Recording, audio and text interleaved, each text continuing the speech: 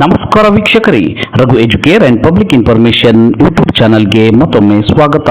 ರಾಜ್ಯದ ರೈತರಿಗೆ ಭರ್ಜರಿ ಕೊಡುಗೆ. ರಾಜ್ಯದ ರೈತರ ಕೃಷಿ ಚಟುವಟಿಕೆಗಳಿಗೆ ಅನುಕೂಲ ಕಲ್ಪಿಸುವಲ್ಲಿ ರಾಜ್ಯ ಸರ್ಕಾರವು ಅನೇಕ ಹೊಸ ಯೋಜನೆಗಳನ್ನು ಜಾರಿಗೆ ತಂದು ಸಬ್ಸಿಡಿ ನೀಡುವುದರ ಮೂಲಕ ಕೃಷಿ ಚಟುವಟಿಕೆಗಳಿಗೆ ಉತ್ತೇಜನ ನೀಡುತ್ತಿದೆ. ರೈತರಿಗೆ ವಿವಿಧ ಯೋಜನೆಗಳಡಿ ಸಬ್ಸಿಡಿ ನೀಡಲಾಗುತ್ತಿದ್ದು, ಈ ಜಿಲ್ಲೆಯ ರೈತರಿಗೆ ಇದೊಂದು ಸಿಹಿ ಸುದ್ದಿ ಅಂತಲೇ ಹೇಳಬಹುದು.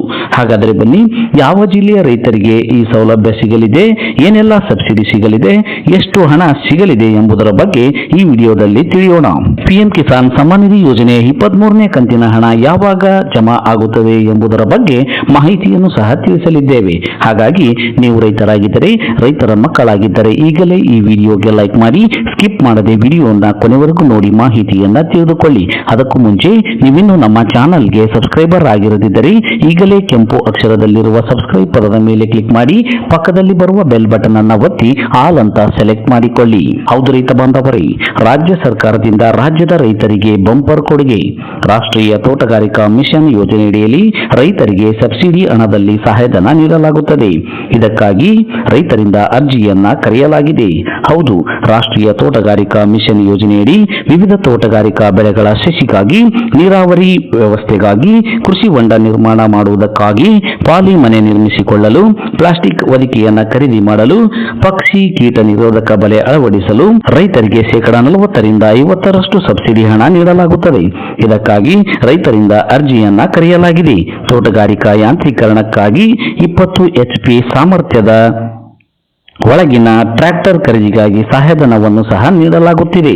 ಬಾಳೆ, ದ್ರಾಕ್ಷಿ, ದಾಳಿಂಬೆ, ಮಾವು, ಡ್ರ್ಯಾಗನ್ ಹಣ್ಣು, ಪೇರಲ, ಹೈಬ್ರಿಡ್ ತರಕಾರಿ ಬೆಳೆಯಲು ಬೆಳೆಗಳಿಗೆ ಅನುಗುಣವಾಗಿ ಕನಿಷ್ಠ ಅರ್ಧ ಎಕರೆಯಿಂದ ಗರಿಷ್ಠ 2 ಎಕರೆವರೆಗೆ 40% ಸಹಾಯಧನವನ್ನು ನೀಡಲಾಗುತ್ತದೆ.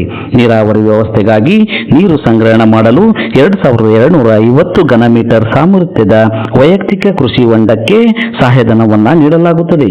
ಜೇನು ಸಾಕಾಣಿಕೆ ಮಾಡಲು ಜೇನು ಪೆಟ್ಟಿಗೆ ಖರೀದಿಸಲು 40% ಸಹಾಯಧನವನ್ನ ನೀಡಲಾಗುತ್ತದೆ.